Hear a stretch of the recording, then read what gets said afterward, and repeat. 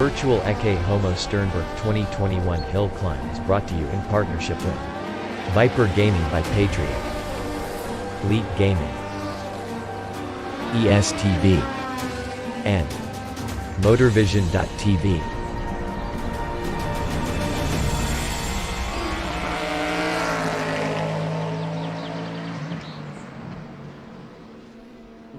Racing for Green is here to help you carbon neutralize your racing. By planting new trees, Racing for Green offers to make your racing carbon neutral. We already have the calculations, contacts, infrastructure, deals and solutions ready for you to easily buy carbon neutral laps on any racetrack. It doesn't matter if you are a racing fan, team owner, driver, sponsor or partner. Anyone can buy CO2 neutral laps in the Racing for Green webshop and trade CO2 emissions for New Forest. Racing for Green. A 1v2 for the tournament. Pressure is on.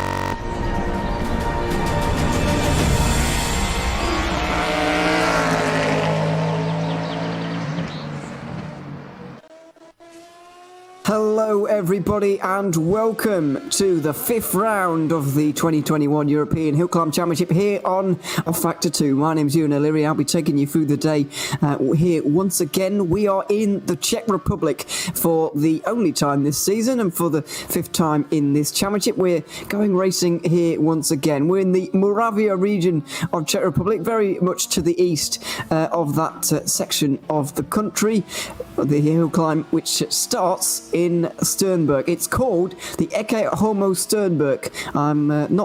I don't speak Czech Republic, but whatever the language they speak, and I'm pretty sure I'm pronouncing that wrong, but that's my best shot at it, I'm afraid.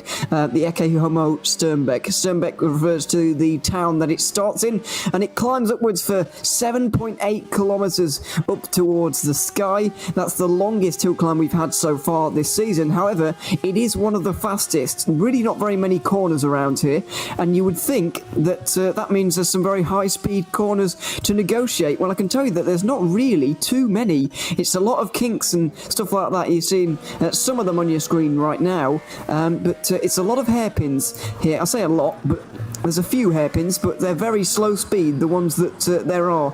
There's at least upwards towards 10, I would say, along the course here today.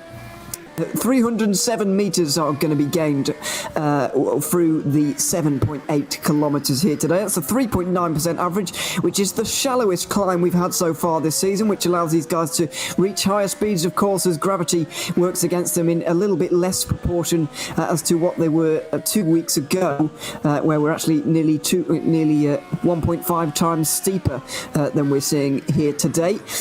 We finish at 600 metres in the sky, so starting at around 300, not the highest by any means, but by no means as low as we were last time out in Spain. And this has been on the hill climb calendar. As a hill climb enthusiast, you'll be aware of this event starting all the way back in 1971, where we were seeing a lot slower times than we're going to see today. It was a Skoda 1500 that won on that day, 6 minutes and 8 seconds to the combined total, or it might even be one total, I'm not entirely sure, but I think that's the combined total of 2 runs. So just over 3 minutes for the very fastest cars. These days we knock about 30 seconds off of that with our very best machinery, the E2 3000 category, which is going to be on show here once again today. Speaking of that category, these days it's they're the cars that are likely to win the events. The Osella FA50 has won it 8 times, and it's been won 4 times by the Norma M20 FC. Both of them equipped with 3-litre Zytec V8 engines that we've come very accustomed to throughout the 2021 season. Welcome along then to the 5th round of the championship. We're a third of the way through now, and we've got the second third coming right up, starting here in the Czech Republic. Let's take a look at your championship standings coming into this one. We've had 4 rounds down. We've got 8 to go. Here is how we look. In the Teams Championship, it's now a 17-point margin between Equipe Regal and Thunder Team. That's Sebastian Renat and Eric Tattel, who took 12 points away excuse me, from Philotheos Argyru and John Spider. John Spider, basically a one-man band last time out in Spain, which gave them 25 points, but still a loss overall on the day. In the E2 SCSS 3000 category, it's Sebastian Renat, who's now got a 53-point championship lead as he went nearly unchallenged to victory in Spain. His closest rival, Ludovic Ferrer, doesn't look like joining on this occasion either, so it looks like we are going to be robbed a little bit of a championship fight in that category. Mark Best jumped himself up to 3rd with that drive in last time out in 2 weeks, and Francois Corratti is 4th with a few more who haven't haven't been here yet. Further down, then we move on to E2 SS 2000, which is Chris Bennett in the Tatters on his own. At the moment, he is 6th place in this qualifying session, trying to get up towards the likes of the E1 Plus 2000 category cars, but struggling a little bit for straight line speed out there at the moment, as you might be able to imagine, with an open-wheeled car. Moving on to the said category, E1 Plus 2000s, Tobias Bashadorf took, he didn't take another victory last time out, surprisingly. However, he did take points away from Agius Andre, who has lost another 3 on the last time out. He's now 10 points down on the German, with 3 Greeks in the background. Paranopoulos is in 3rd, ahead of Angelopoulos and George Mallis, who missed out on the last round, but he's up there again here today, currently 4th in that category in qualifying. Moving on to Group H, my personal favourite. Excuse me, and it's John Spider and Vincent Tukula fighting it out, hammer and tongs at the moment at the front. 2 points separate them right now in the standings. Philip Raab is only 10 points off of the championship lead as well. It's Greece versus France versus Austria at the front, and in the moment it's John Spider and Greece who are currently coming out on top. Marcus Blassel is there as well, but he's not had the greatest runs in the last few occasions. Eric Tuttle, likewise, he's in 3rd place in the qualifying session at the moment. And finally moving on to E1 2000. Javier Rodriguez is currently leading that one with 3 race victories on the bounce. He's 30 points ahead of David Tashev, who is in 2nd place, the Bulgarian. And then we have Nick Coxidis and Leonardo Bartolini and Maxime Jabba as well. for France, and they're a little bit further down now, having not participated in the last few rounds. I'm glad to say, though, as we move into our coverage of qualifying here on the Ecce Homo Šternberk, that we've got a lot more E1 2000 category cars on this occasion. At the moment, it is Javier Rodriguez leading the class. However, it's quite close between all of these guys. Well, it's not close for the lead, but other than that, it's very close behind. So Nick Coxidis is in second, followed by Ivan Moro, David Tachev after that, and then we've got Valadias Karalis in the number 180. He's done a 3-minute 19.1 so far. And then we have Fernando Sanchez and Brenton Henderson in this session. Fernando Sanchez looking to make it to the end of his first race in the Hill Climb Championship, because he hasn't been able to do it so far, unfortunately for him. Let's hope so, that he can on this occasion. So as we're in round 5, all heats will count in total for this event. If you mess up your first one, it's disastrous, because you don't get another chance at this one. All of the heats count in this particular round of the European Championship. Coming for these guys to contend with. I'm going to see then, on board with the 130, if we can get a proper view, Philip Ra, of this hill climb. Very fast indeed. It's unlike most of the others, lined by Armco barriers. As you can see, it is a bit like Monaco in the road racing world. As you can see, it's not a cliff face is facing these guys, but instead a very hard Armco barrier. A little bit twisty and technical early on, you can see, but plenty of flat out little kinks as well, like this one. Small kink to the left and then to the right, flat out completely though. These Group H cars reaching 200 kilometers an hour into this hairpin. As you can see, it just gets tighter as you go round. Just slide on the exit and around somebody's house.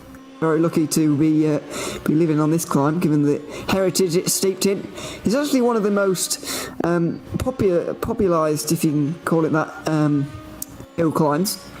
Normally these events take place in very rural areas where no houses are about at all, but there's a few on this climb, and as I mentioned, it starts in a town.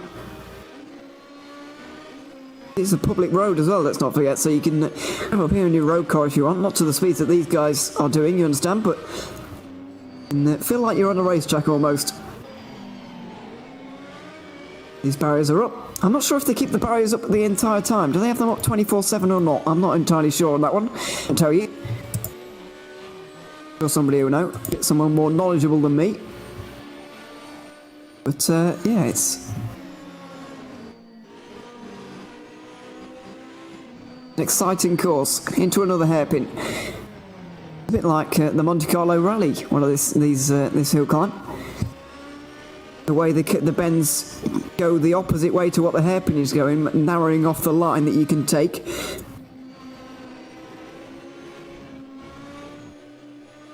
Very open section, and we're about to see soon the transition onto the main road, and here it is. Reach a junction, and then they get onto a big A road, I'd call it in the UK, but I'm not sure what the equivalent is in Czech Republic, or indeed wherever you're watching and listening throughout the world. If you're in the UK, you'll understand what I mean. It's a fairly wide road anyway. It's pretty bumpy, actually, especially compared to the smooth tarmac we've had before it. And fairly flat out. Just a couple of gears down and then another hairpin to contend with. A clip on the grass. And then, oh, big slide as well. When we get on to the very final part, it's going to be a basic run up to the end. There's going to be a quick left-hander here before we get into the proper hairpin. And here it is. And sooner, oh, good save, but that's, oh no, not a good save, into the barriers. for Philip Raab, and that's going to be some suspension damage. Oh dear, oh dear. And I want to avoid that one. And we didn't quite get to see what I was talking about there, but yeah, you do come out onto a main road at the top. It really does open out quite spectacularly, and then if you were to carry on further, it's a very big, very straight road up towards a small town or village called... well, I'm not going to... well, I was going to tell you what it's called, but I don't fancy pronouncing the name because it's quite difficult for someone who's can only speak English. But yes, you understand what I mean. So just over 11 minutes to go in qualifying right now. This sets the order for how they're going to go out in the first heat.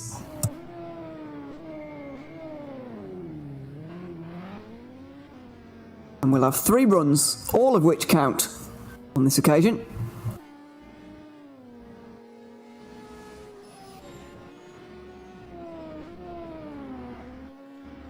You also notice on the stream right now, it's a bit colourful on the left-hand side.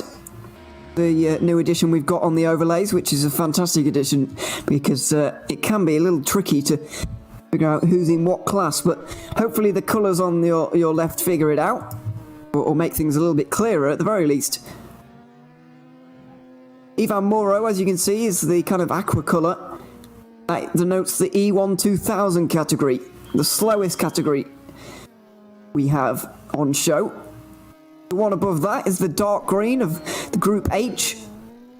Chris Bennett's E2 2000 category is denoted by the orange.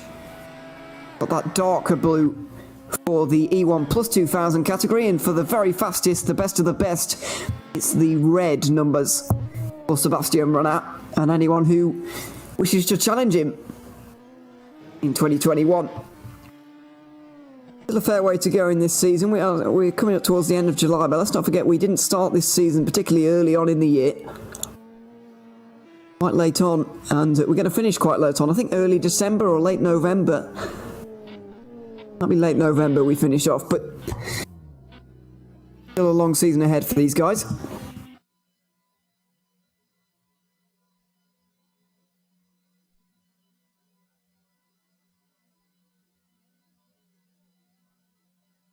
Apologies for the technical issue, by the way. We're just getting the images back here in a few moments. Lovely artwork on your screen right now to advertise the event. Don't forget, we've got more things coming up here on GTR 24H this week. Coming up on Thursday, the weekend begins for the 12 Hours of Monza special event. The GT3 cars and GT4s. We've got 1 GT4 at the moment. I think 10 GT3s with Mugen Sim Racing trying to enter an 11th. Maybe confirmed. So, see some more entries up for grabs as well, if you would like them. Bit of endurance racing coming up this weekend, which is always good. Thursday for practice, Friday for qualifying, and Saturday for the race. So make sure you join us, 8 PM CST, and it all kicks off, CEST, shall I say. It all kicks off with practice, where we get to know the teams a little bit better. And of course, the EWC is a month away from its next instalment. The Endurance E-Racing World Championship, the 24 Hours of Spa. Important for the championship, certainly. Both GT categories very, very hotly contested, and I imagine the prototype ones are going to be of high importance as well. So make sure you subscribe to us on YouTube, Facebook, Twitter, and everywhere in between, wherever you're watching us.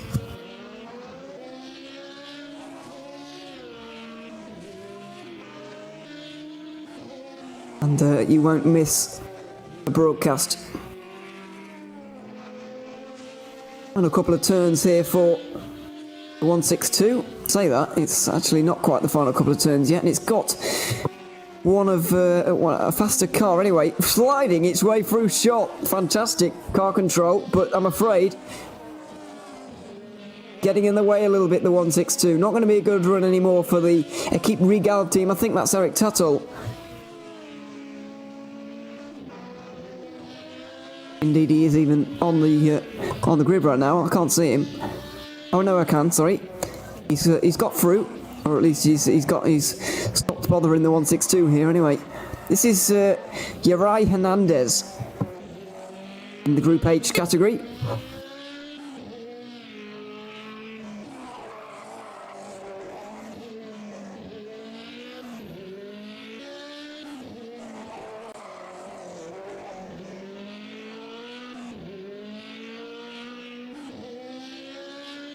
Uri Hernandez, I don't believe, has participated just yet. I think it could be a new entry. This one, unless I'm missing his name. Either way, he's going to get up to the top of the hill now, and as you can see, it opens up dramatically at the top. Here is Asu Lagaretta in the 16. Sorry, in the 27, should I say. Currently last of those in the session. Joined very late on. He's going to try and get himself up the running order slightly.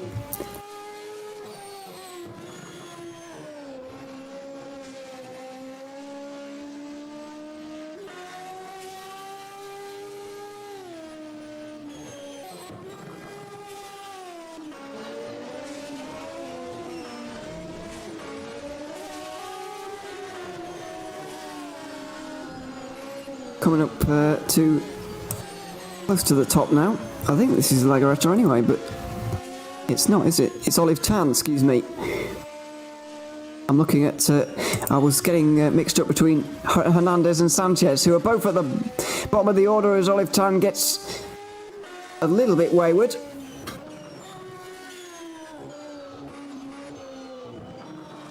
The Armco barriers keeping him within the confines of the circuit at least, but not circuit, the climb, but unfortunately not helping his car in terms of itself. That's a big slide. Oh, into the bank.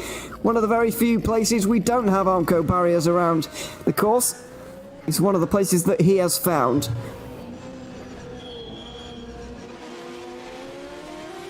This looks like Fernando Sanchez in the Peugeot 306 Maxi. We'll go for a climb on board, shall we?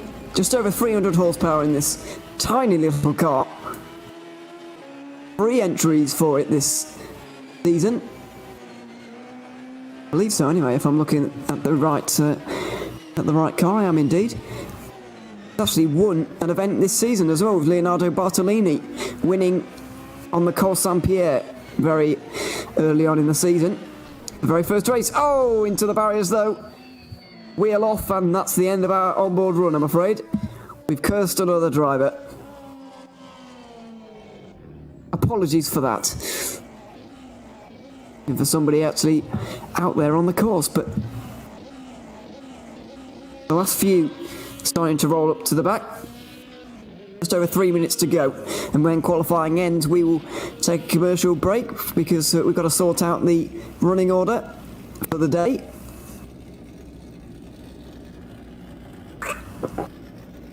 Doesn't change throughout the day, by the way, it stays the same no matter what. Eric Tuttle is the man on your screen right now, and he was held up, as you saw earlier, by one of the cars going a little bit slower.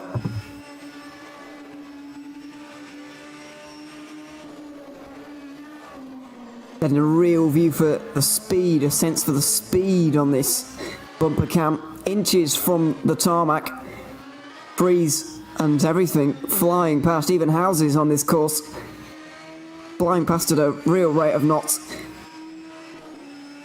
Speed's going to be over 200 kilometers an hour into this hairpin to the left here. As you can see, that these cars really flowing very nicely. We've not seen this too much throughout this season so far because the climbs have been fairly significant, but this gradient is the shallowest we've seen so far, and it's really allowing these cars to stretch their legs a little bit. We're going to see some of the higher speeds all year because of the lack of gravity effect. Oh, a bit wide, and Tuttle into the barriers. Oh my goodness, that's a lot of damage to that car. This is going to be such a challenging day for these guys. Risk versus reward is going to be the phrase of the day, I feel, because the Armco barriers are so unforgiving, as you might be able to imagine if you've ever experienced one yourself. And all of the heats count here today. I've got a feeling we're going to see less than 75% of the field making it to the finish of this one. We've got 23 cars currently sizing themselves up. 22 cars, excuse me.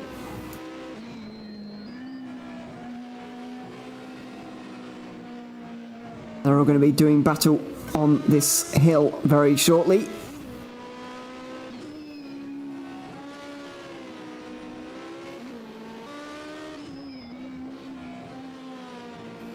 Here's the 208 of Philip Gartner, another Austrian.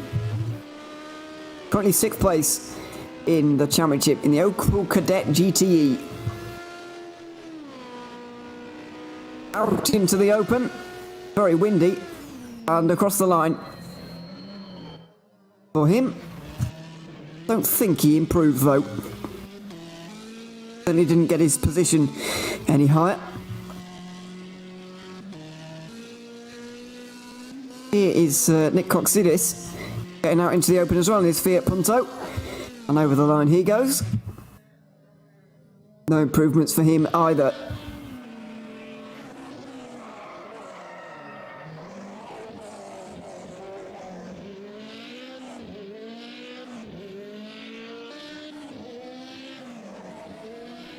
The 162 of Uri Hernandez again in the Group H. Renault 8 Gordini. New entry from Spain. Well, I think it's Spain anyway. It's certainly got a Spanish name. And previously, it was only Julien Delage and Camilo Stagno in those cars, but they were teammates, of course. Not raced for a little while, unfortunately, but hopefully we'll see them back soon. Oh, that's a spin. And another one. The grass not particularly grippy. And into the barriers. Very nearly. There's in the 27 Olive Tan coming up for a late one. A late start into qualifying. Though I thought the timer had run out by now. It'll be very obvious when we transition into the first heat, because all of the cars will magically go back to the pit lane very, very quickly indeed. So we'll know for sure.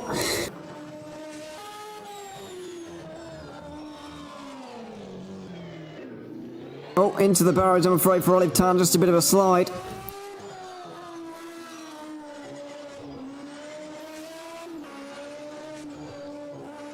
Right then.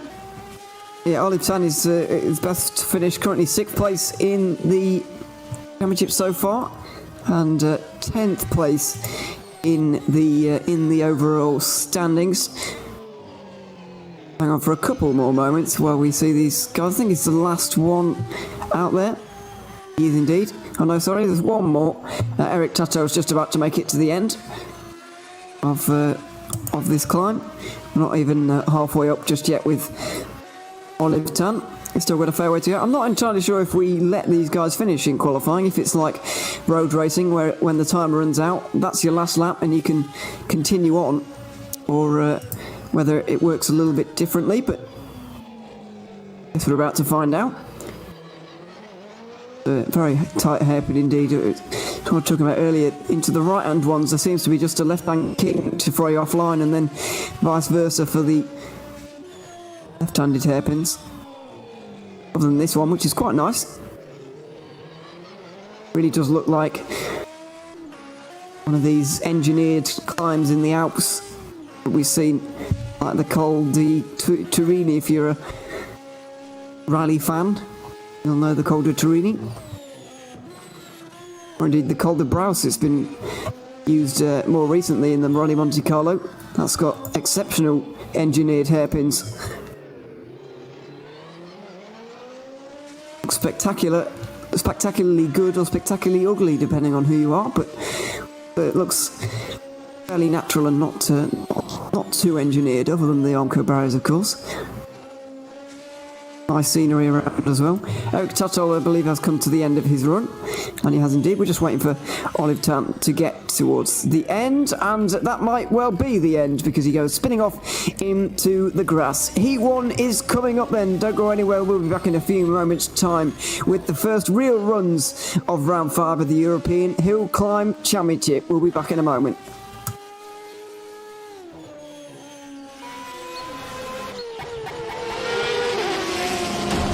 The virtual Ecce Homo Šternberk 2021 Hill Climb is brought to you in partnership with Viper Gaming by Patriot, Elite Gaming, ESTV, and MotorVision.tv.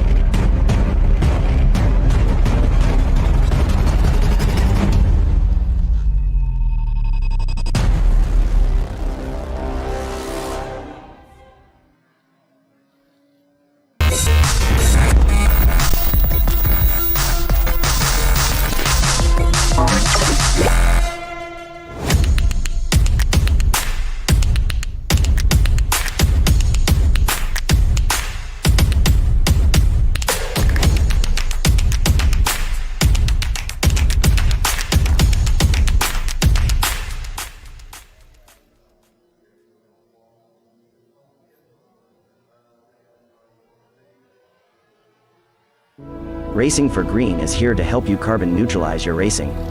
By planting new trees, Racing for Green offers to make your racing carbon neutral. We already have the calculations, contacts, infrastructure, deals and solutions ready for you to easily buy carbon neutral laps on any racetrack. It doesn't matter if you are a racing fan, team owner, driver, sponsor or partner.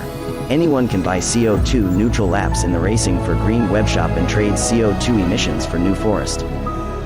Racing for Green.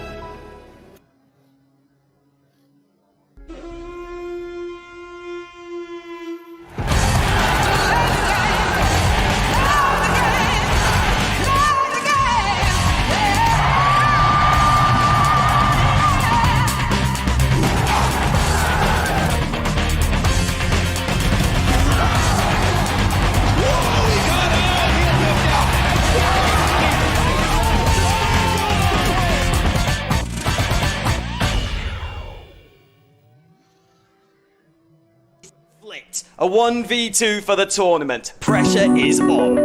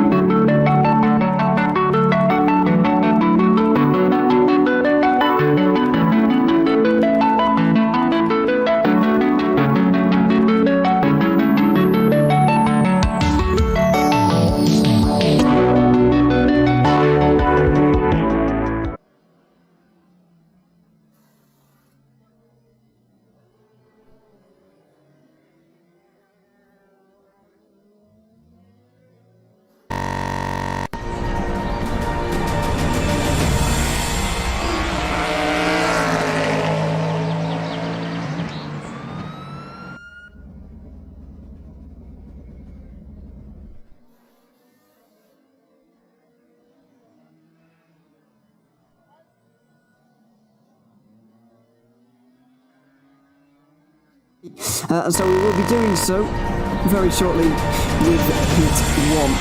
I've got to correct a fact I got wrong earlier on. I said that the first hill climb ever held here was 1971. Well, apparently I've been doing it since the very early part of the 20th century here, and that was the first European hill climb event that was in 1971. So 50 years anniversary this year of its first European events, at least. Let's get things underway then, shall we, with Sebastian Brunner making his way up the course, and we haven't had a quiet onboard lap for us to hear the sights and sounds of this hill climb just yet, so let's have that to start us off. Here's Sebastian Brunner in the Czech Republic, and hopefully going quickly.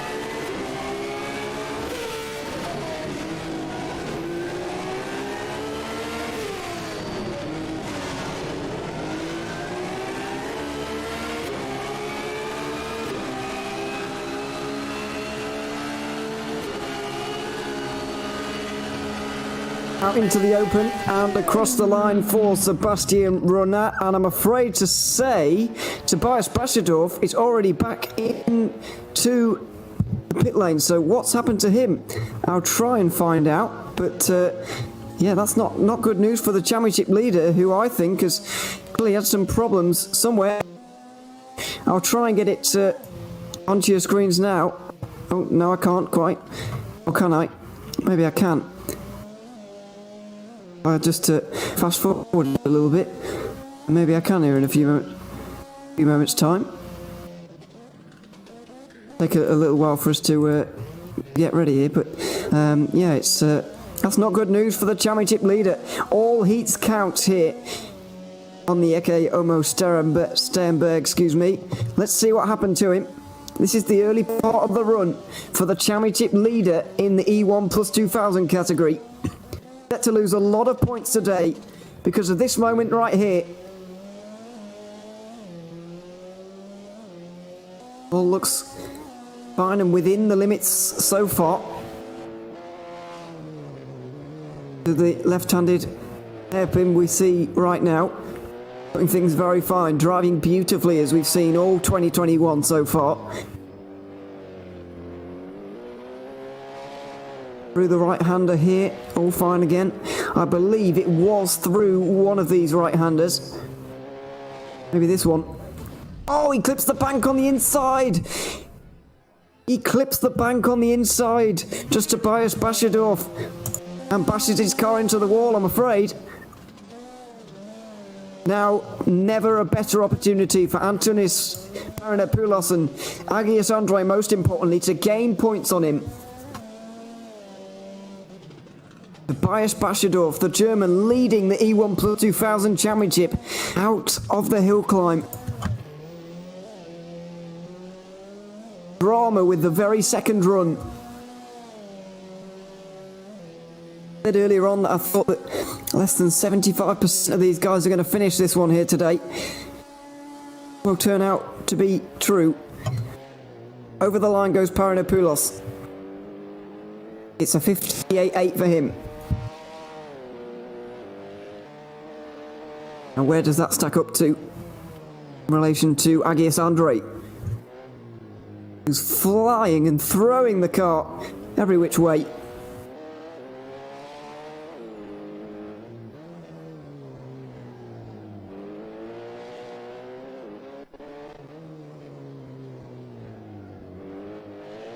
Costly error from Bashadorf.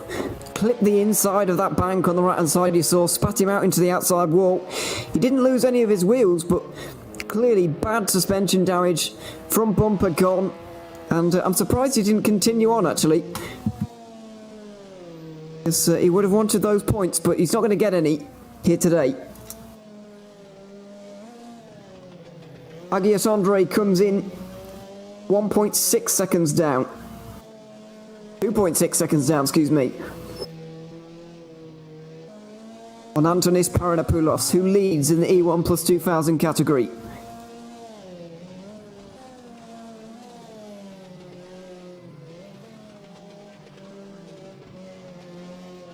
Group H about to get underway very shortly, by the way. We're coming to the end of our E1 plus 2000 cars with George Mallis here on your screen.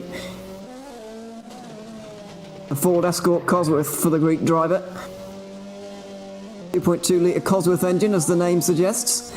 Nearly 600 horsepower, but it is one of the heaviest cars in the field. So it needs every little bit of the horsepower, and the 770 newton meters of torque needs all of that as well. There's Chris Bennett in the Tatis, as George Mallis does a 6.6, 3 minute 6.6.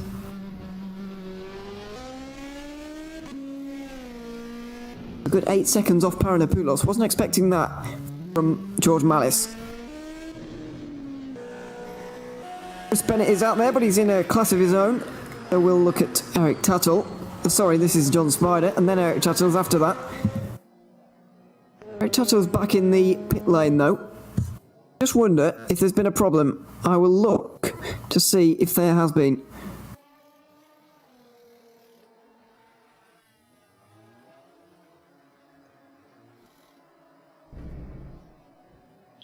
I'll get back to you on that one.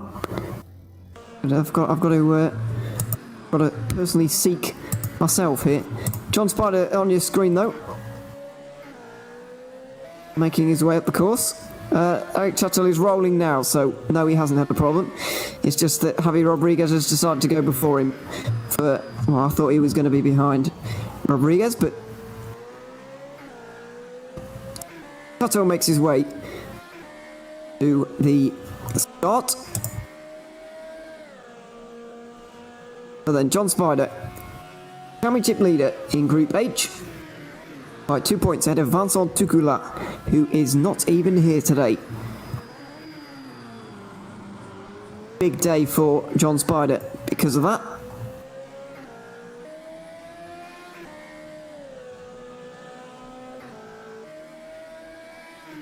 The bright blue number 120.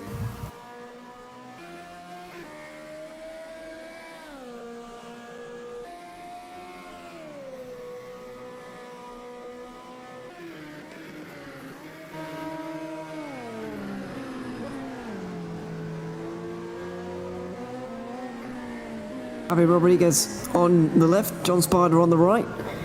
Two different categories, but two championship leaders in full view right now.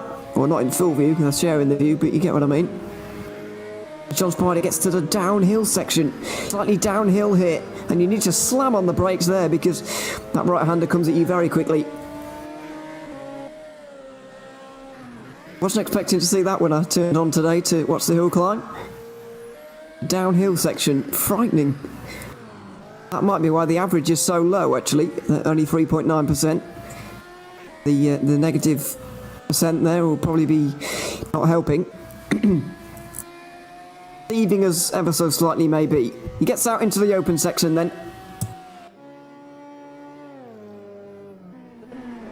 And he does an 11.4. For the moment, at the very least. I reckon roughly 4 of these guys are going to be in contention for the race here today. Not a race, the event. They include John Spider, Eric Tuttle, Philip Raab and Philip Gardner. Excuse me, not Gardner. Gardner. Maybe Marcus Blassel as well. He's joined late and he'll be going last of everybody in this field. About halfway through the running order right now. Harry Rodriguez over the line. 14.6 for him, not too far off the Group H boys.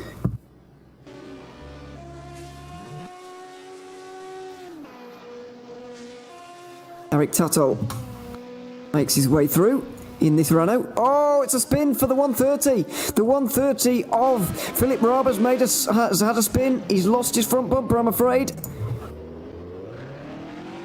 A big moment for Philip Raab. He's 10 points off the championship lead. He needs to keep John Spider within sight, certainly. And that kind of error is not going to help things. Into the wall again. Oh dear, not a good start to the event for the Austrian. He heads to the downhill section now with a badly handling car. How's this going to end? Oh, in the wall again, over, onto his roof. He's still able to keep going if he can. Is that car done? Is the car toast now? It's taken a couple of fairly large hits, that one being the biggest of them. Philip Raab, third in the Group H Championship, is now rolling the wrong way on the hill climb. He returns to the pits and he's out. Oh dear, Philip Raab is out. 2 retirements already from this event. Bias Bashador from Philip Raab, both in championship contention. Eric Tuttle, by the way, has come over the line and he's 4.6 seconds off of John Spider.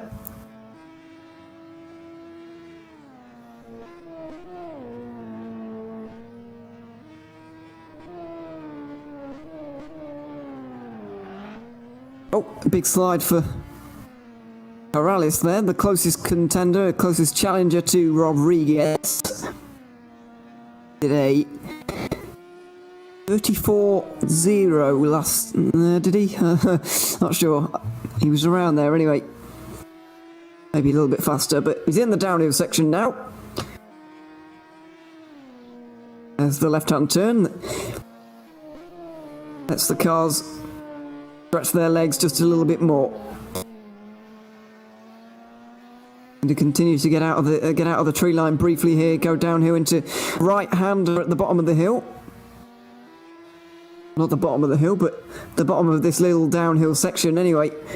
It's quite steep towards the bottom as well when you're putting the brakes on. Gravity working against them on this occasion. Here's the right-hander, and then it plunges uphill again.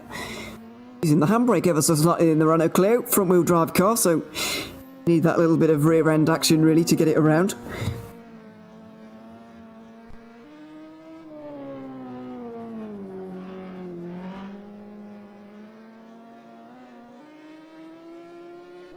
Very near to the end of this run for Corrales. The final shimmy, flat out in pretty much all of these cars. Is he anywhere near Rodriguez? Is the Spaniard going to have a challenger today? Well, 3.5 seconds down. Certainly going to keep the pressure on throughout the day.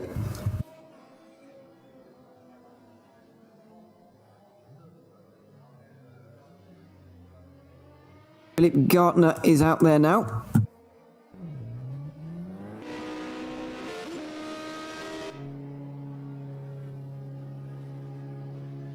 Ivan Moro makes his way to the start.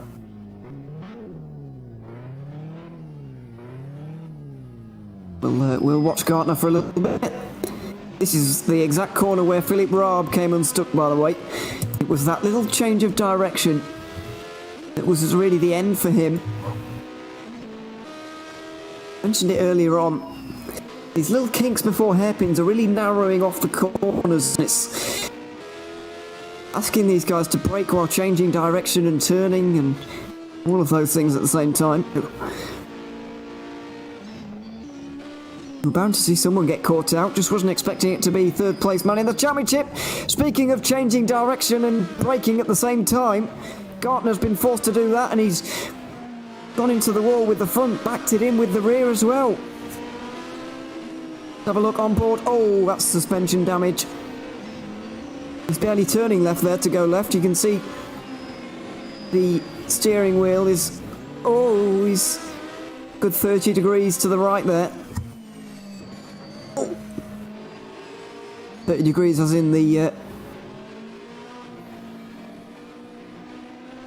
measurement of angle, not how hot it is right now in Europe.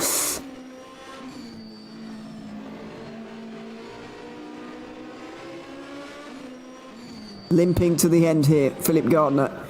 He needs to stay in the event. All of the heats count today. So every single run counts. That's a bit unfortunate for Gardner, who would rather forget this one entirely. Oh my word, the final chicane was not nice. 35-3 for him. He's nearly 25 seconds off of the lead, but at least he's not out. He's still in the event. Ivan Moro on your screen right now. Nick Coxidis is about to work his way to the end of the event. David Tashev's still in the lane at the moment, and I'm a little bit concerned by that. I can't lie. Oh, Marcus Blassel, by the way, got himself into the top order with a 23.6. He's still a good 12 seconds adrift, but at least he's on the board. One stuck under my nose a little bit, I have to be honest. Over the line for Kotsidis. He's done a 21.1.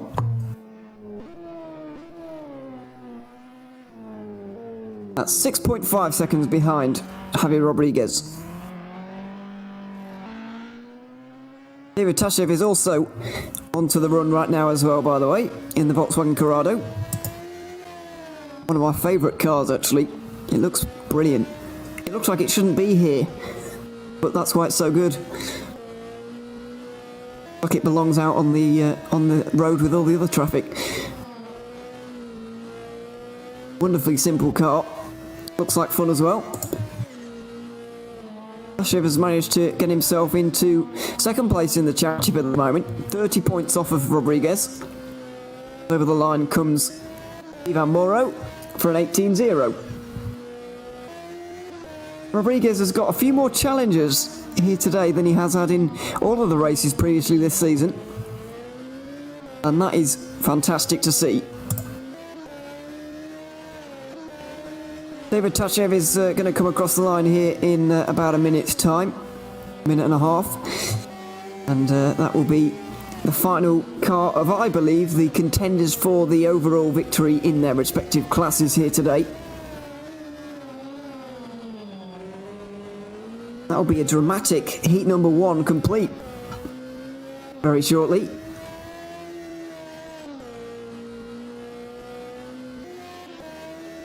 .310 horsepower being utilised by Tashev at the moment, and Coxidis is driving the same car. 2-litre inline 4 cylinder engine.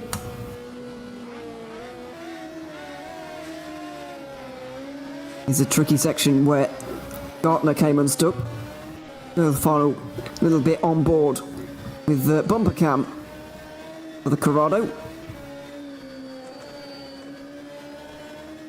We go downhill. Here are the sweepers, and here it gets very steep, and then there's a hairpin just to add into the mix. But these slightly slower cars can contend with them a little bit easier. It's the E1 plus 2000 cars I'm most concerned about going down there. They carry a lot of speed, but they've got similar performance in terms of braking and cornering to these guys. That little extra bit of performance. Yeah, we're talking more than 600 horsepower for those guys, and through a downhill section into a very tight corner, it's tricky indeed. David Tashev, though, is coming up towards the line right now. What is the time going to be for him? It's a 19.5, let's call it.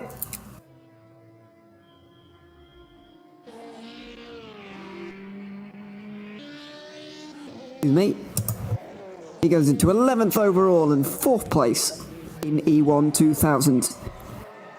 It looks like pretty much everybody is onto the course then, so Uri Hernandez is onto the grass, I'm afraid, trying to get back onto it. Before the second heat gets underway, though, we're going to take a quick commercial break. When we return, we'll have another run of hill climbs from the Ecce Homo Šternberk in the Czech Republic. Will be a few minutes.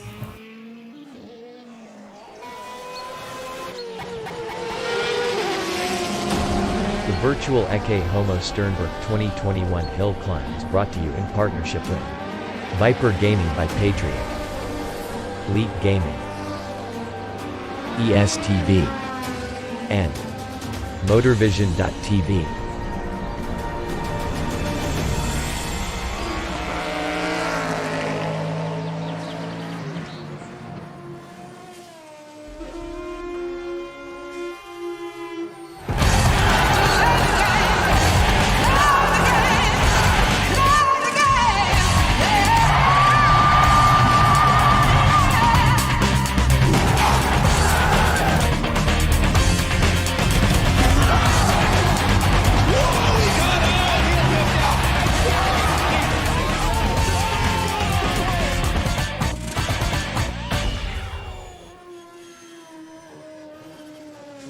Racing for Green is here to help you carbon neutralize your racing. By planting new trees, Racing for Green offers to make your racing carbon neutral. We already have the calculations, contacts, infrastructure, deals and solutions ready for you to easily buy carbon neutral laps on any racetrack. It doesn't matter if you are a racing fan, team owner, driver, sponsor or partner. Anyone can buy CO2 neutral laps in the Racing for Green webshop and trade CO2 emissions for New Forest. Racing for Green.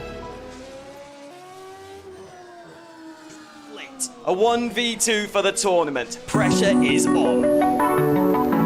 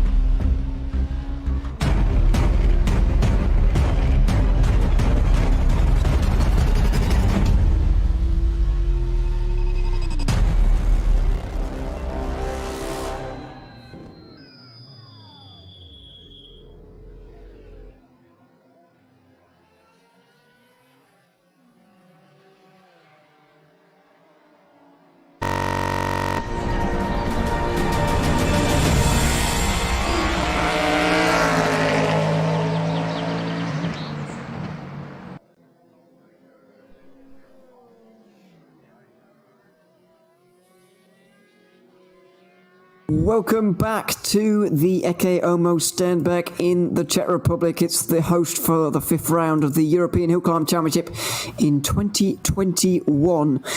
It is time for the second heat here right now, and I'm afraid to say that we have 3 cars already out of the event. Bias Bashadorf is going to be out, so is Brenton Henderson in E1 2000, and Philip Raab, 2 of those big championship contenders in their respective category. So terrible news for them.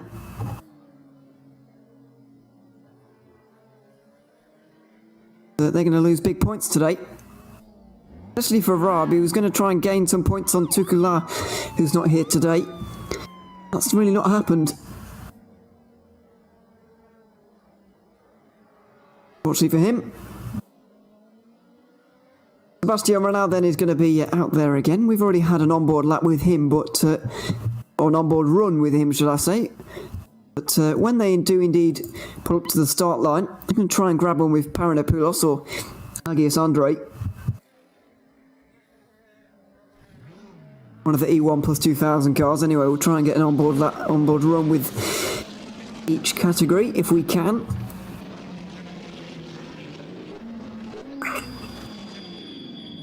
Excuse me. This is the overall championship leader then, and indeed the leader of the event, Sebastian Renau of France, driving for Equipe Regal, which means Regal Team in English, if you're wondering. That's Krugel translated it last time. I hope it's right. He's partnered with Eric Tato, trying to get themselves up the order. By the way, in the break, we did indeed see Uri Hernandez off the road in the Renault Gordini. He's 18th overall and last in Group H after the first run. We also saw Jesus Lagaretta hit the barriers, but he got going again, fortunately. Bias Bashadorf continues on in the event, but I don't think he's going to be a finisher.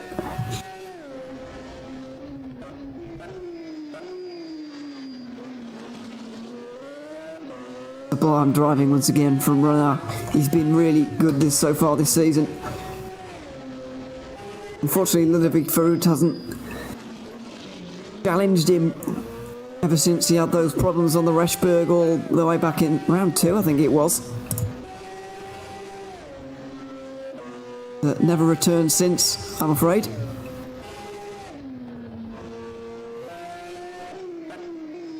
Paranopoulos just getting towards the start line right now in the Ford Escort Cosworth, so we're going to take a run on board with him right now and enjoy the sights and sounds of this climb. Going to go past the safety cars and get into position for a run up the Ecce Homo Šternberk. Here we go.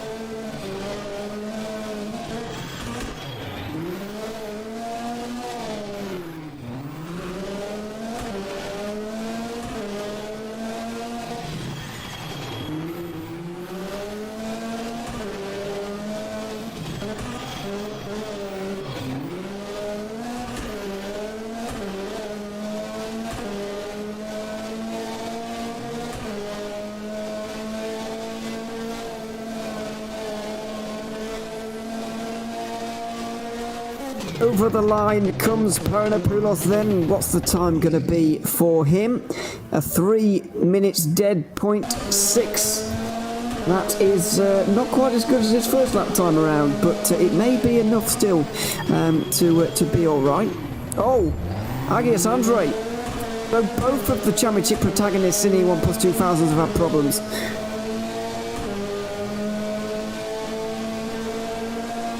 Oh dear, oh dear.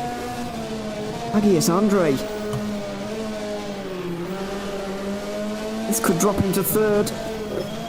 He came in with a 5.2 second advantage over George Mallis. And a 2.6 second deficit to make up. On Paranopoulos, he's in the wall again. He's out. Oh, Agius Andre. Out as well. So Tobias Basadorf and Agius Andre don't gain any points. Neither of them gain points. And now it's up to everyone else. Paranopoulos, can he get a win here and put himself into contention? If he were to win this event, he would be just 13 points off of Basadorf heading into the German leg of this 12-round championship. Big drama on the Ecce Homo Šternberk here today. Especially in E1 Plus 2000. It's been quite phenomenal. George Mallis has the opportunity to go up into second. Came in about 8 seconds down, nearly 8 seconds down, so you might not be troubling the scorers here really, but the time going to be anyway. He stopped the bleeding a little bit on that one, but he's still 13 seconds down heading into the next event, the next run through the course. Chris Bennett makes his way down the hill now as well. Very bumpy for a Formula car. You can see.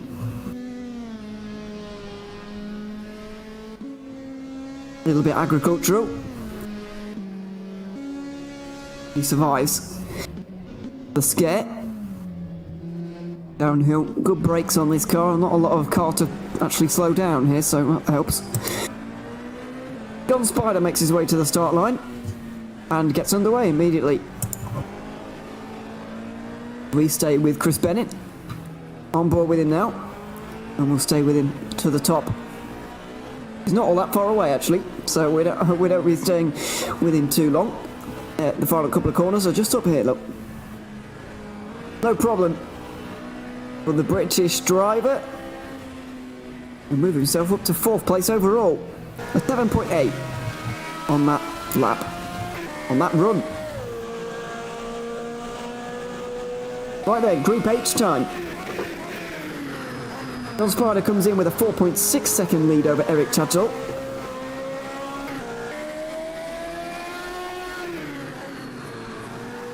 As you can see, one small mistake can lead to some big consequences on this course.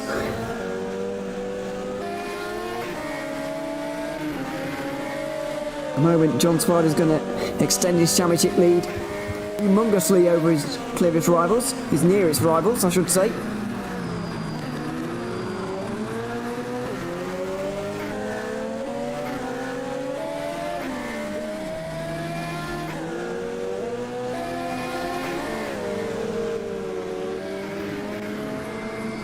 Bit of a slide on the way into the left-hander there, but quite wide on the exit. He still needed to use all of it though.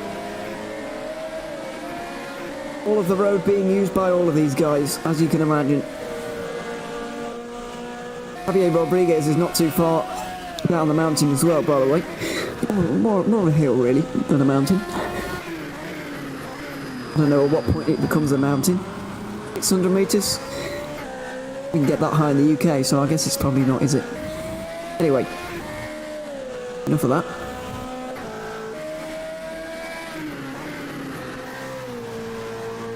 Spider's not too far from making the left-hand turn onto a bigger road and going downhill briefly. There it is. Oh, You need to be so committed through there. Eric Tuttle was earlier on. It's a big slide. He's gone for a spin. The leader in Group H goes for a spin. John Spider, can he get it spun back round again? Javi Rodriguez is not too far down the mountain. He spins it round, flicks it around, but where's Rodriguez? He's about 20 seconds down now. Luckily, these two are fairly similar on pace, so shouldn't matter too much, but that could well be all of John Spider's 4.6 second lead evaporating in front of our eyes. Luckily for him, he didn't pick up any damage there.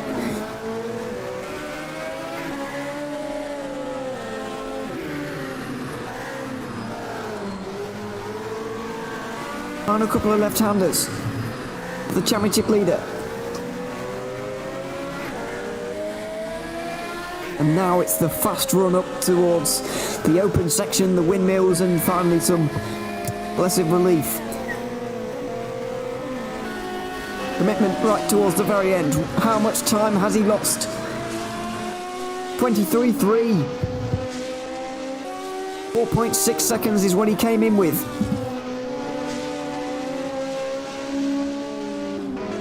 So, can Eric Tuttle close that now?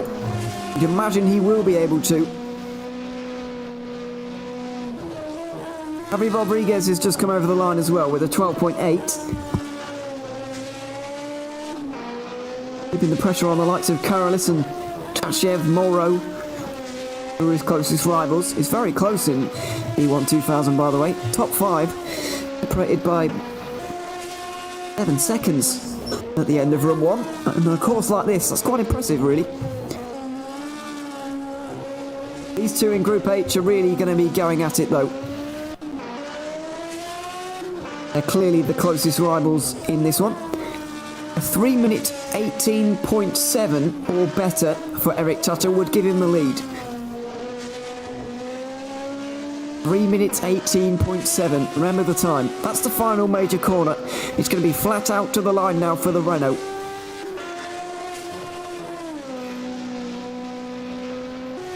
Here he comes. What is the time?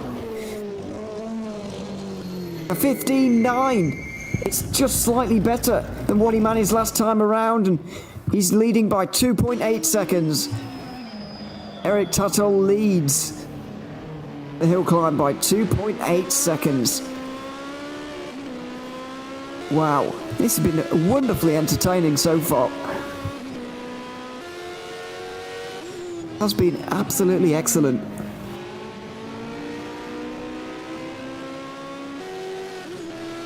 Right on the field, right from the very start, right from the second man on the road, Tobias Bashadorf crashing off, and then the run later, Agios Andre doing the same. Chance for Paranopoulos to get involved, Antonis Paranopoulos to get into the championship fight, and then in Group H, John Spider going for a spin in the second run, and that's allowed Eric Tuttle to get the lead by 2.8 seconds at the moment. But let's not forget, Spider took more than 4 out of Tuttle in the first run, so not over. It could swing around again. Is an instant replay of a slightly botched handbrake turn, I have to say, from Karalis. Just over-rotated slightly, got onto the grass. You do need to use the handbrake in these cars, especially around this course, because it's just so tight, twisty. A minute. Marcus Blassel is off here. Is that Marcus Blassel? 60. That's Olive Town, excuse me. Trying to find Marcus Blassel, who's making his way to the line now, but slowly. Try and see what happens for you. Gonna have to get a replay because he's over the line now with a 52.8. Came into it 12.2 seconds off. He's just lost 40 seconds. Very nearly. Carolis is coming towards the line right now, by the way. Right, let's see what happened to the 65. I'll try and find it here for you. Here we go. I'll wait for the replay to load a minute, because that's going to take a little while. Ivan Morrow and Gerd Alton out there at the moment, by the way. Carolis came over the line with a 17.2. With a 4.4 lost to Rodriguez.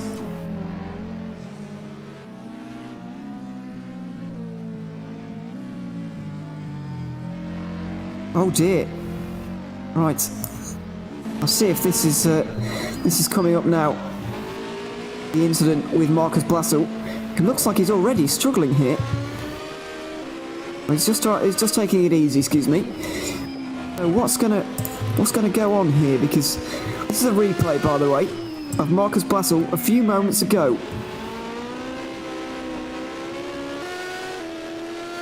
He's at the final major corner, but does he come unstuck in these final sweepers?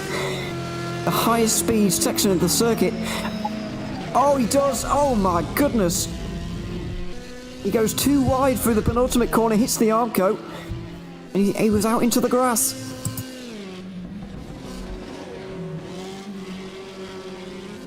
Well, I never... What drama here today. Barely gonna have anyone left by the end of this.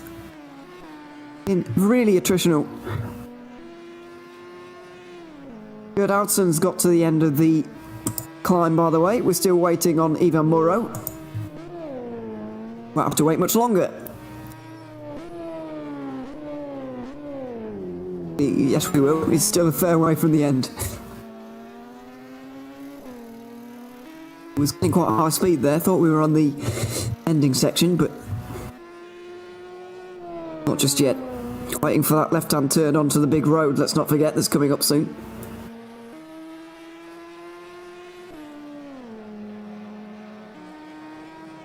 There it is. See the road markings down the middle. Slightly bigger road. Gartner comes to the end of the climb as well, with a 20.9. He actually takes some time back from John Spider, but starting with a 24-second disadvantage, he's not going to be challenging the front order here today. Ivan Morrow may well be, though, along with David Tashev and Nick Coxidis.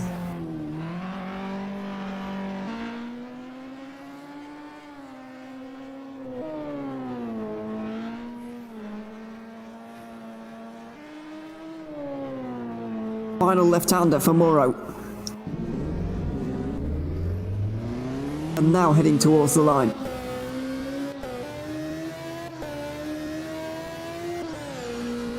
Where Marcus Blassel came unstuck, but no such issues for the Renault Clio. Over the line he goes. And it's just about better than Carolis by a couple of tenths of a second. Exactly a second, or almost to the thousandths, exactly a second better than his previous run. Makes him 3 tenths better off than Carolis for the moment.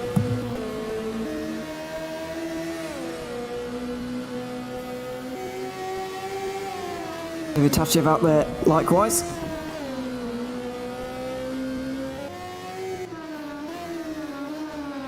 We're hearing the front bumper is off for David Tashev. Didn't see where that happened. I hope that you saw that at home.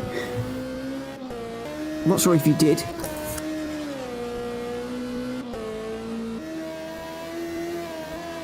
Okay, I'll see if I can get a replay up on my view at the moment, but I don't want to disturb the view for everyone at home as well. I can go back and seek it myself here, so I'll have a look.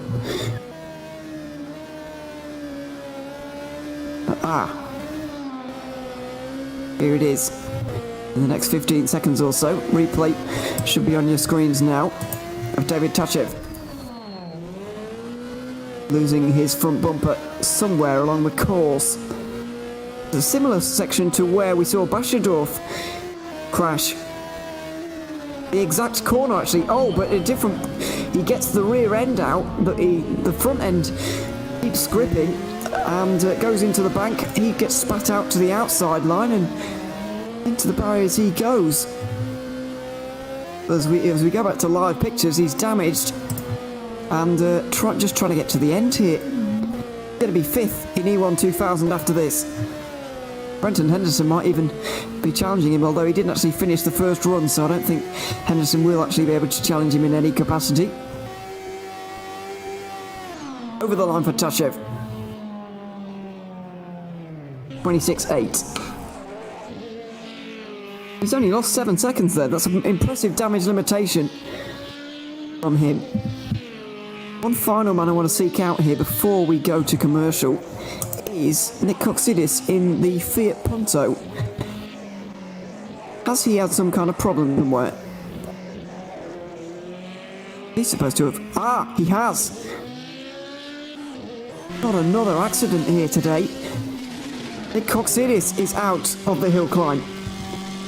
From 5th place. Looking like it was going to be 4th or maybe a podium for him, but going towards the top.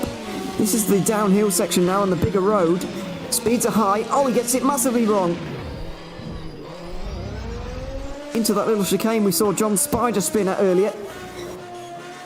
There's the damage. I think he got going and damaged his car further, actually. Oh, no, he didn't, sorry. But either way, that's it for Nick Coxidis. I think the final few runs come in here in the next few moments, but we're going to take a very, very quick commercial break, and when we return, the final runs from the Ecce Homo Šternberk will be upon us.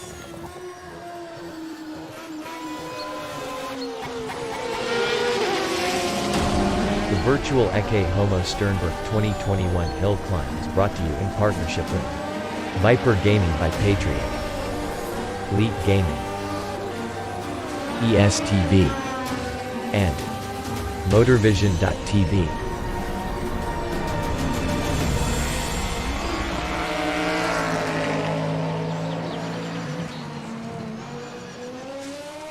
Racing for Green is here to help you carbon neutralize your racing. By planting new trees, Racing for Green offers to make your racing carbon neutral. We already have the calculations, contacts, infrastructure, deals and solutions ready for you to easily buy carbon neutral laps on any racetrack. It doesn't matter if you are a racing fan, team owner, driver, sponsor or partner. Anyone can buy CO2 neutral laps in the Racing for Green webshop and trade CO2 emissions for New Forest. Racing for Green.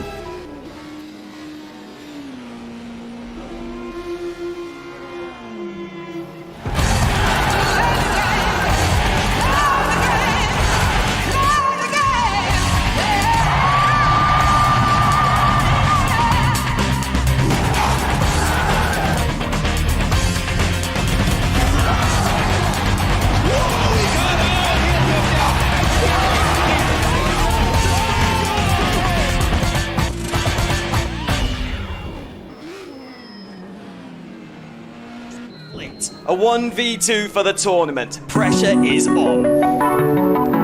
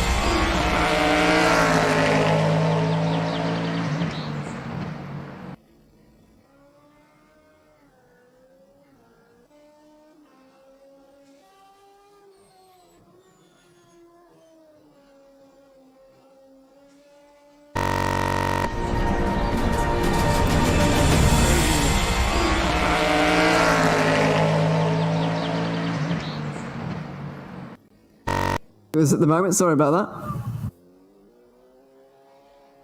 Just got some highlights on the screen right now of things that have happened throughout today, and the highlights are going to be longer than the intermission between Heat 2 and 3, I'm afraid to say, because there's been a lot of highlights.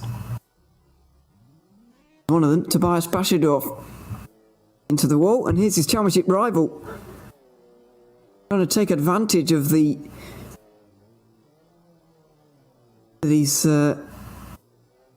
championship rival is, not scoring any points today.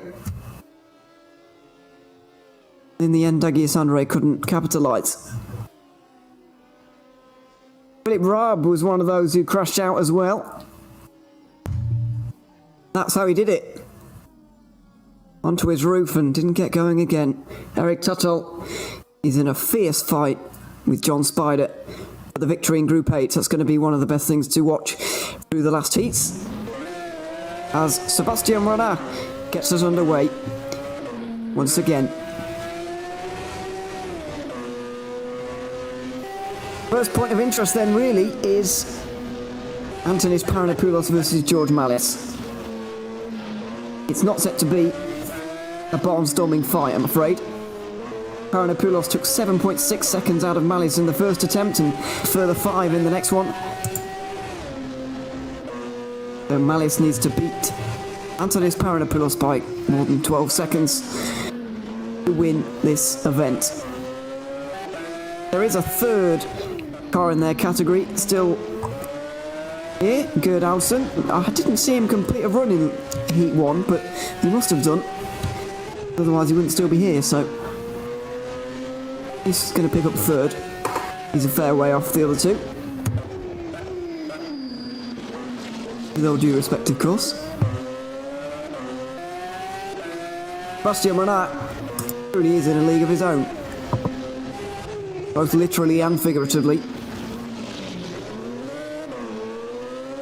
Doesn't mean that he can't aim to go a little bit faster.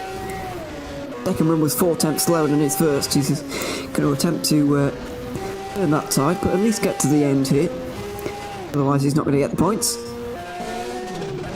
Not going to win this rally. This event, hill climb. That was a little bit sketchy though. In the top right hand side of your screen, Antonis Paranopoulos getting ready for his run, and he's away in the Ford Escort Cosworth. Battling with his Greek compatriot George Malice in this event.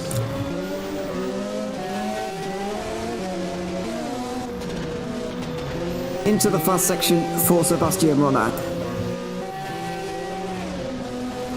Fast is an understatement down here really. Look at that. This car has so much downforce, so much performance that it can just do what it wants. Leave Isaac Newton scratching his head as to how that's happened. Final real corner of the event.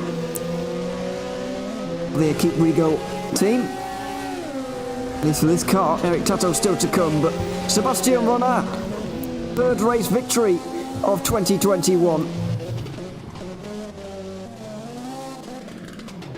In the E2 3000 category. Very consistent as well, all 3 runs within half a second of each other. Today, Antonis Paranopoulos is on your screen right now in the Ford. Looks like he may well be taking a victory. Second on the bounce. Possibly. I bet it made a bit of a mistake there actually. This is 4th victory for Renard. Beg your pardon. Victory number 4. In a row, I might add. George Malice makes his way to the start.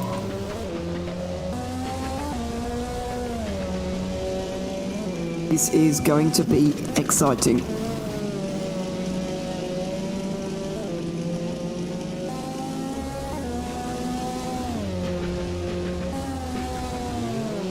So the first and the fastest category is settled. Second fastest is about to be settled. The man in the main part of your screen right now just needs to keep things facing the right way, really. And he should be fine. Oh, he's still pushing though. Don't want to give up any time. As I mentioned, he's a good 12.8 seconds up on George Malice coming into this final.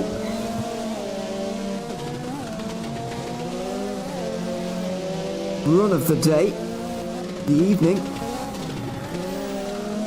There's the final real corner. And towards the line he goes.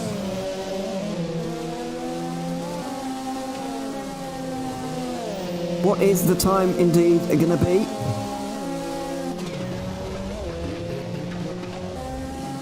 It's worst of the day actually, but it should be enough. Because George Malice is going to need to go a damn sight quicker than that to put up the order any further. Go on board with him for a moment. Here he is, working the wheel.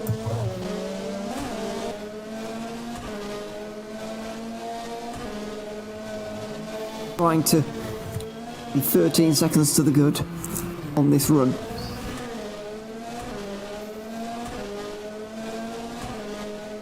He's going to need to do a 2-minute 47.5 or better. Probably 1.2 seconds down as they complete Sector 1. Malice has been getting slightly better throughout the event though. Dropping or gaining 2, I don't know quite how to say this properly, but lost 2 seconds less on the second run than he did on the first, put it that way.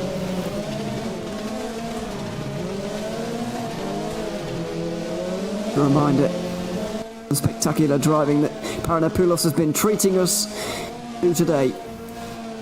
Both of the championship contenders in big trouble. Hagios Andrei, 3 minutes 7.3 for him over the line. He's not going to score any points today. Antonis Paranopoulos is going to be 13 points off the championship lead by the end in a dramatic hill climb event.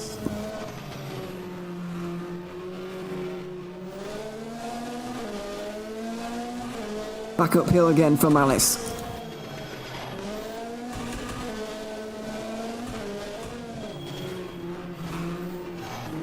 Threading the needle between the bank on the left and the Armco on the right, but that's about to change as we get to the end here. About to come all Armco and then all nothing because it opens up massively. And there he is. Out to the finish. And Malice puts in a 3.6. Definitely improving throughout the day, but Antonis Paranopoulos takes his second hill climb victory in 2 events. Fantastic driving from him once again. Right then, the business end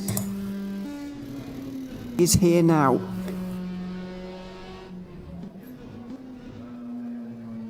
Go down to find John Spider, who is currently about halfway through his run. And here's the man we are dying to see how he does. He needs to gain time on Eric Tuttle, who just leaves the starting line as well. Javi Rodriguez in the top, at the very top right. Just below him, Eric Tuttle. Rodriguez is going to cross the line first here. Of these 3, no he's not, sorry, Spider is, and then Rodriguez, so we're going to be jumping between classes ever so slightly, but do excuse us. Spider gained 4.6 seconds over Tuttle in the first run. And then he went on to lose 7.6.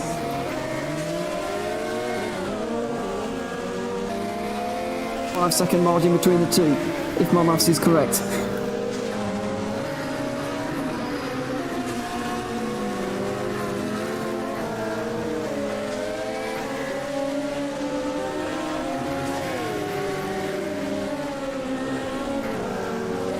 Have to try and work it out. He lost 7.4 in the second run. 4.6. Yeah, this is difficult to work out, this. 3.2 seconds maybe. Something around there. Anyway, Spider's coming up towards the end. What is the time? It needs to be massive. Nicola and Raab are going to be hoping it isn't. John Spider over the line with a 10.0. That's the best he's done today. And if Tuttle can't improve on any lap time he's done today, then he's not going to be victorious.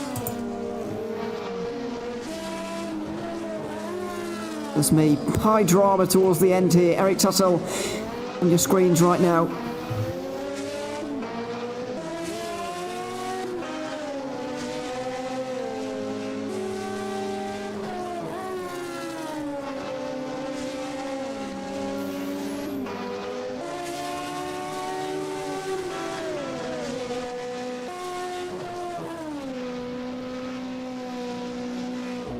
Gonna be so close.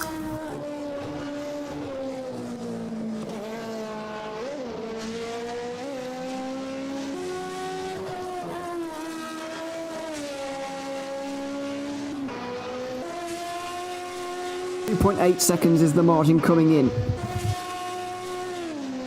Now then, 12.8 or better will do for Eric Tuttle. It's the final right-hander of the day. It's a 3-minute 12.8 that he needs. And if it is a 3-minute 12.8, then it's going to go down to hundredths and thousandths of a second. Rodriguez finishes the day with a 13.7, not bad at all. That should be another victory for him, but what about Eric Tuttle? Is it enough? It's going to need to be 3 seconds better off than he's done so far today. It's a tall order for him. John Spy just pulled it out the bag in the final run. Is it enough for Eric Tuttle? Over the line, it's a 14.3, and it's not enough. It's a 14.3, and he loses out by 1.6 seconds. Goodness me, an insanely close hill climb, and it's 1.6 seconds in Group H.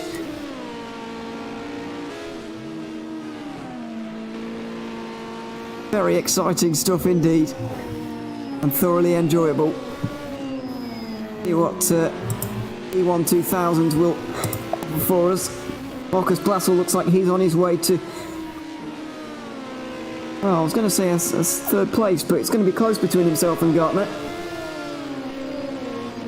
Or maybe it's not actually. Over 20 seconds down coming in, and it looks like he's had some problems along the way anyway.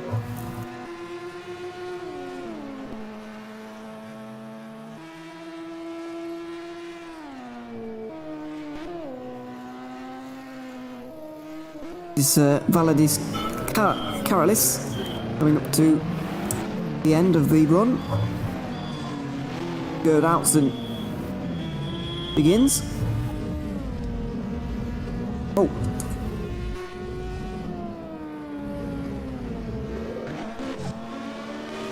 Like a problem for somebody out there. I think. Oh, there's another problem. Philip Gartner. Immediate problem on his run. Have a look at it. See what's happened here. Oh, just first corner. Goes straight into the outside wall. Oh, and he's over again. He's onto his roof. And he's out. Oh, goodness. Philip Gartner is out of the hill climb. Oh, he's righted himself. He's not out. He's still going. Oh, my Lord. This is quite unbelievable what we've seen today. Lots of drama.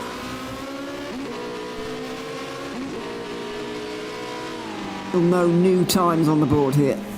Marcus Busser actually has just put a new time in, I should say. He gained 12 seconds on Gartner before and then lost 32, so he's 20 seconds down currently on Gartner.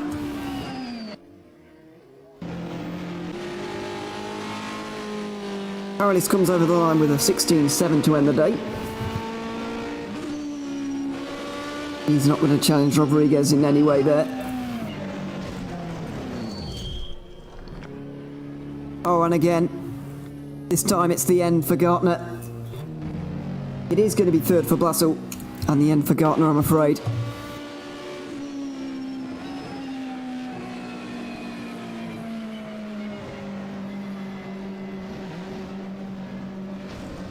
See what happened? Went a little bit wide and into the barriers.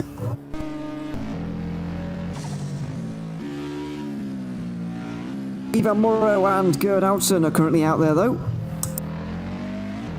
It's a wonderful livery for Alsen's car.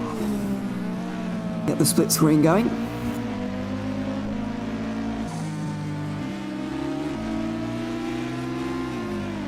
Ivan Morrow then came into the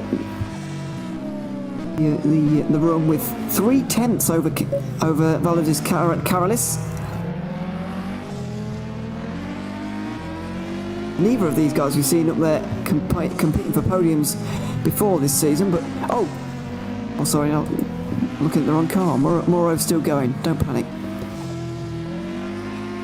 I looked at Karalis' car, saw he was stopped, but of course he's ended already.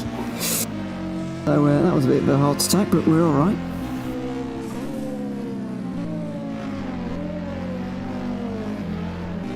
Into another hairpin he goes as Gerd Alsen finishes his event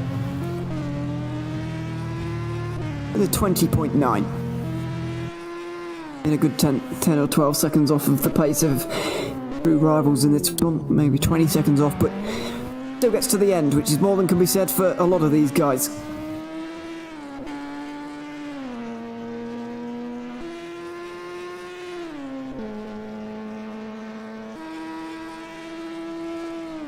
Ivan Morrow, our main focus at the moment.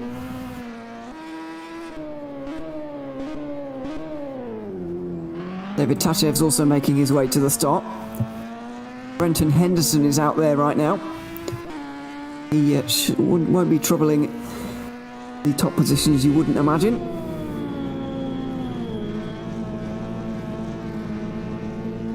Battle for second that is going on.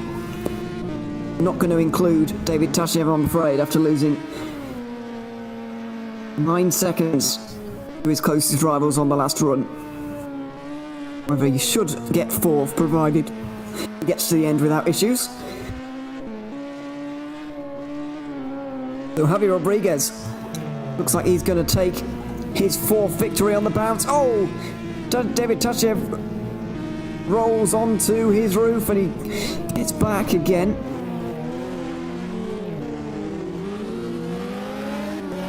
He just needs to get to the end here and he will have fourth place. As long as he gets to the end. Very important that he does. Otherwise he won't get any points for it. Currently second place in this championship. Needs to gain some on Koksekidis and Bartolini, who are his closest rivals for that position. Ivan Morrow though, he's very close to the end. You can see in the top right hand side of his screen. Coming up towards the end now. Can he hold on to second place? It's a 17.3. No, he can't. He's been holding second the entire event, but at the very last he loses it by 0.3 of a second. He came in with a 0.3 advantage, lost 0.6. He's lost the place. Zeroed here.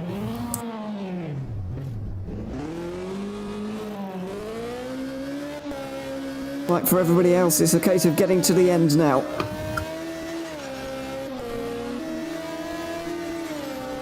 And if they can indeed all get to the end, then well, I'll try and work out how many people I think are going to finish here, if all 3 runs count. Agis Andre is not going to be there, that's 1. Kodsekidis likewise, and Brenton Henderson, I think, as well. I think there's going to be 14 finishers here, provided everybody gets to the end. It's been a very, very tough event. Nearly a third of the cars ending up retiring. How attritional it has been.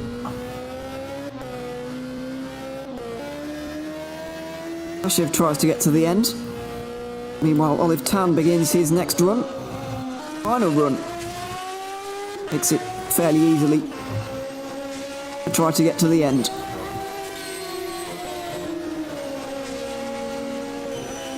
Brendan Henderson comes up towards the line now, and he finishes.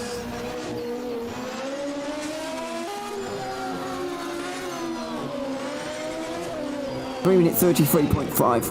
Oh, Olive Tanny in the wall. I'm going to replay of that. See what happened to him. I wasn't quite watching, unfortunately. Here we go.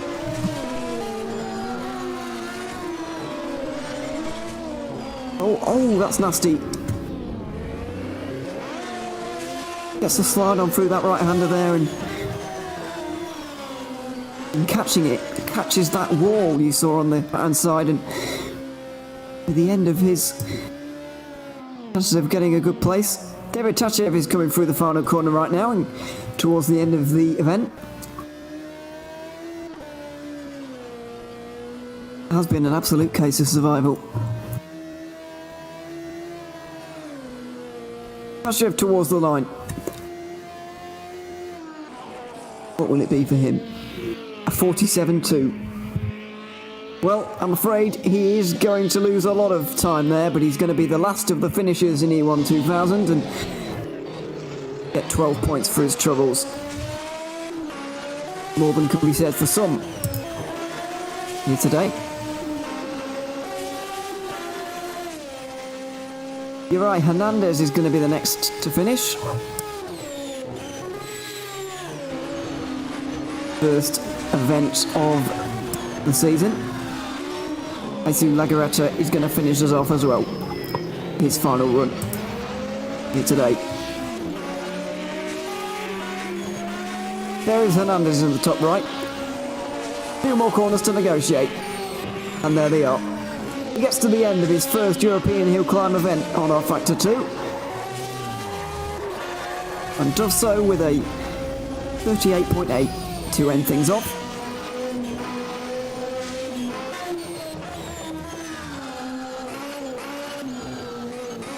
Olive Tan tries to do the same as he slides his way through these turns.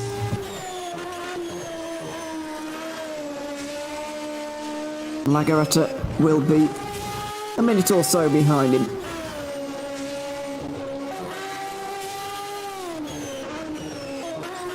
Olive Tan so far has had a 6th place and an 8th place on the Col Saint-Pierre, and indeed the 3rd round of the season, where I can't remember who it was. Rampa Valpera, maybe, in Portugal. Going to be another finish and some more points for Olive Tan here today. 4th or 5th place, maybe, depending on the performances of Hernandez, Blasel, Lagaretta. He comes up towards the line. Top right, and finishes with a 33.0.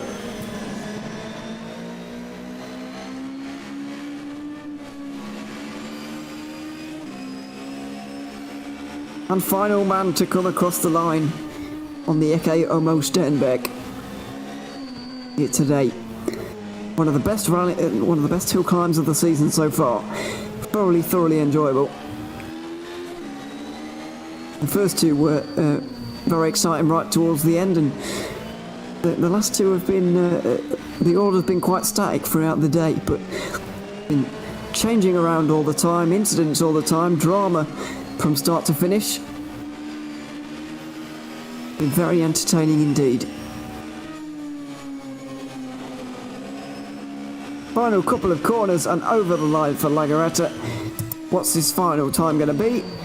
3 minute 30.0, and that ends us off for the 5th round of the European Hill Climb Championship in 2021. We're going to have a quick commercial break, and when we return, the unofficial results and so a little bit of reaction to the race. We'll be back in a couple of moments' time.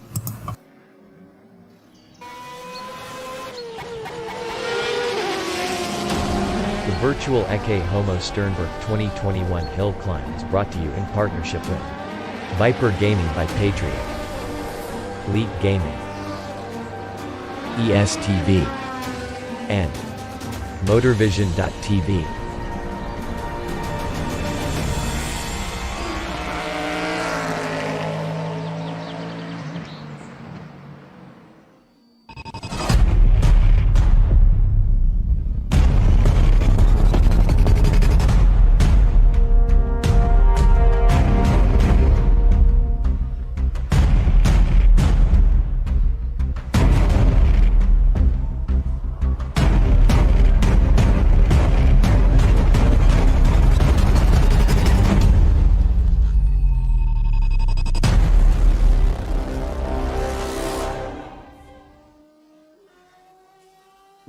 Racing for Green is here to help you carbon neutralize your racing. By planting new trees, Racing for Green offers to make your racing carbon neutral. We already have the calculations, contacts, infrastructure, deals and solutions ready for you to easily buy carbon neutral laps on any racetrack. It doesn't matter if you are a racing fan, team owner, driver, sponsor or partner. Anyone can buy CO2 neutral laps in the Racing for Green webshop and trade CO2 emissions for New Forest. Racing for Green.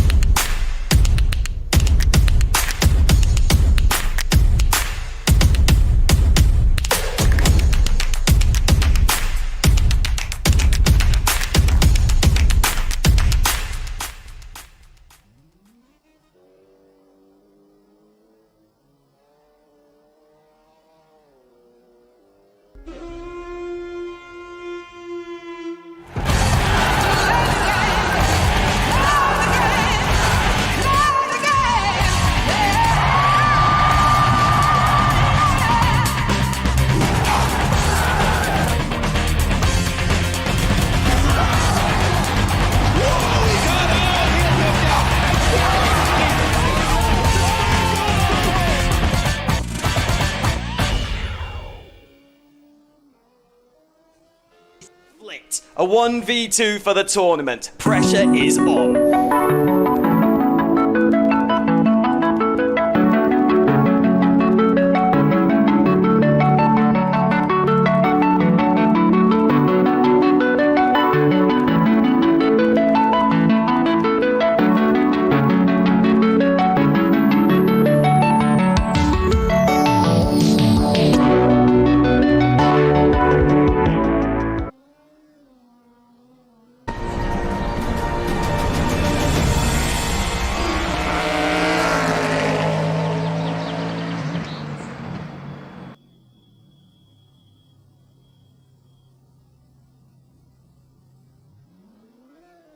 For 2021, broadcasted by GTR 24H. We've come to the end, unfortunately, of the event. It's been very entertaining, though.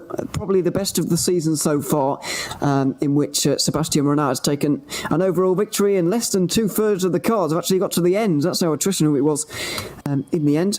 We had some of the slowest cars inside the top 5. Harry Rodriguez, I think, is going to get a top 5 overall, quite possibly. Or maybe John. The virtual Ecce Homo Šternberk 2021 hill climb is brought to you in partnership with Viper Gaming by Patreon.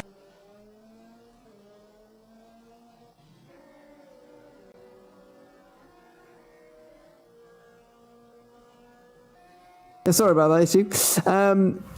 Anyway, Sebastian Renard taking the victory, and we'll just run through some unofficial results before we sign off for the evening, because I know it's difficult to work out who's winning and sometimes, but hopefully this could clear a few things up. But I'd like to add that it is completely unofficial,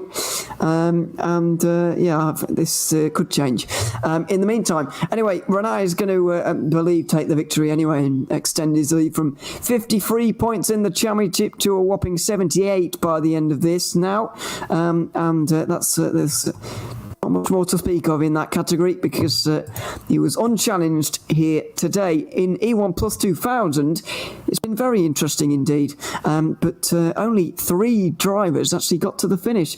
Antonis Paranopoulos got to the finish, and he took the victory ahead of George Mallis, who comes home second for his best result on the year so far. Paranopoulos is going to jump into, well, he's still going to be third, but he's going to be now only 13 points behind Tobias Bashadov, who still leads. The first time this season that either Bashadov or Andrew finished off the podium.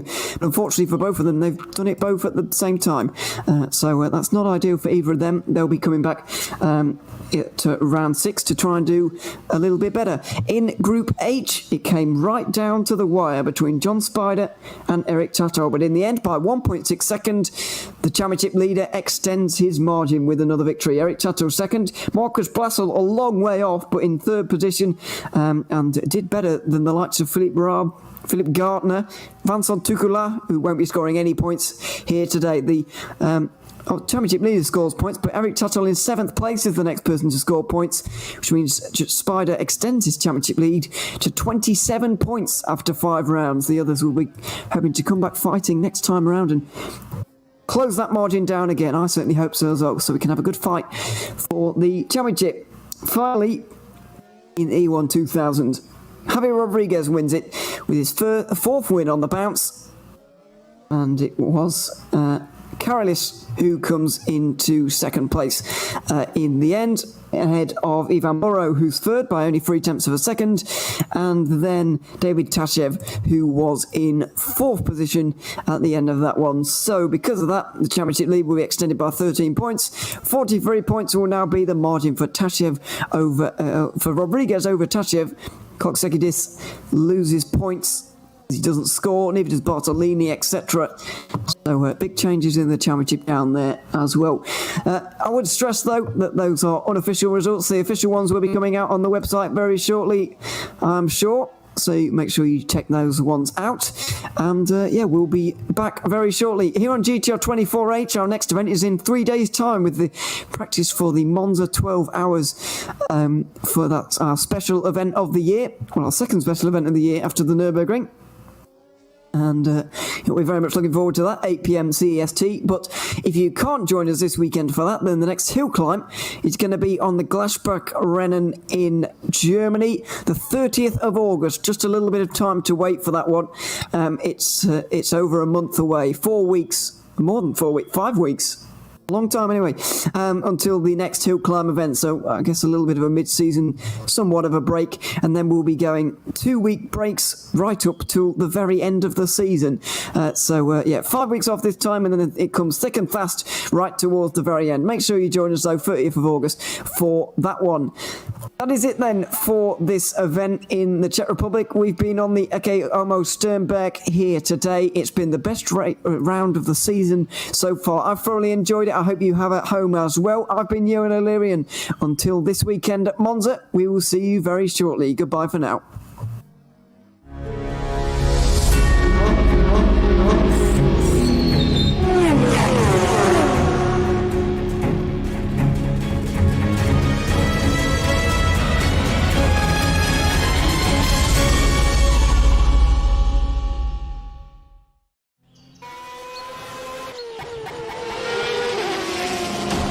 The virtual Ecce Homo Šternberk 2021 hill climb is brought to you in partnership with Viper Gaming by Patriot, Elite Gaming, ESTV, and MotorVision.tv.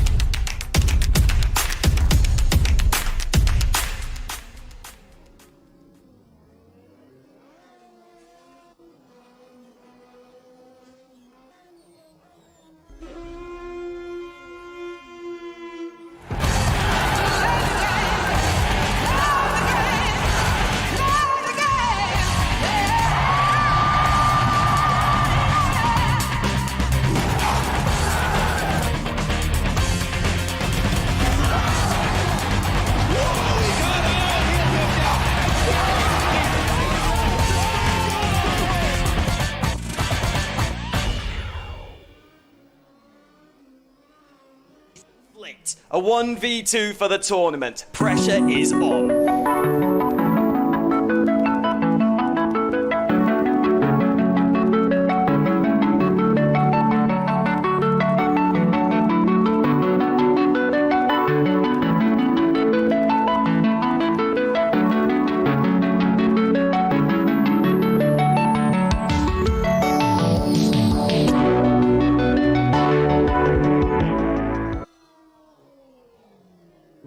Racing for Green is here to help you carbon neutralize your racing.